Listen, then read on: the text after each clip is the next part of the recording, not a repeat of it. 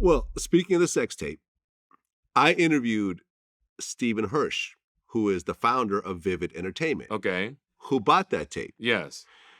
And he told me the whole backstory behind it. Okay, I'm ready. So what had happened was, now he wouldn't name any names, but you could really put the pieces together pretty easily based on our conversation. But essentially, this was a private home video between Ray J and Kim. Ray J's people approached Vivid with the tape.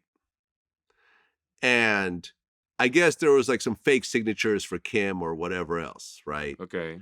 But of course, with Vivid being a legitimate, multi-million dollar established company, they went and they reached out to Kim and the family and the mother and so forth. And we're like, well, listen, we got this tape, but there is, is this signature legit? They said, no, it's not. Like, well, I mean, we have it. Do you want to put it out? And over the course of, I guess, a few months of negotiations, they finally came to an agreement. Wow. And they signed off on it. So let's talk about the Kim Kardashian tape.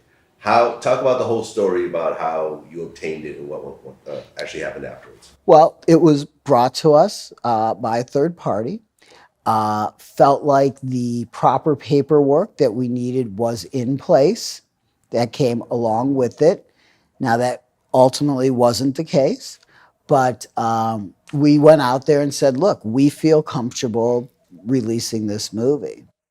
Ultimately, we were able to have a conversation with Kim after much back and forth and lots of legal stuff going on. But ultimately, she agreed to allow us to put out the tape. We paid her several $1 million. It was an amazing investment for us. And I think it worked out pretty good for her as well. And it's just interesting how, I mean, it was a decision that paid off a lot in terms of money. But I wonder how many mothers out there would agree to sign a contract, because that was Kim's manager, would agree to sign a contract to put a sex tape out on their daughter. I think that you would think that for most mothers, there is no price tag for that. Thank you. Because right now I'm sitting here saying to myself, would I do some shit like that? No disrespect. No, man, I'm not gonna say no disrespect. I mean what I'm about to say because I take being a parent very seriously. You got to be a fucked up individual. Right. I'm being honest. I was getting ready to bite my tongue on that, but no. When it comes to parenting, I gotta hold my ground. You are a fucked up person when you agree to something like that. I'm just gonna say what I say. Yeah, I think Kris Jenner pimped out her kids. Yep. Now you could say whatever you want to say. Say whatever you want to say. You could say whatever you want to say. She felt what it was like to live large when her and Robert were married and they were hanging out with OJ and all the celebrities and the money was flowing. And after Robert left her, she was broke. Yeah. She was damn near homeless. She had a bunch of kids. Like how many kids is it?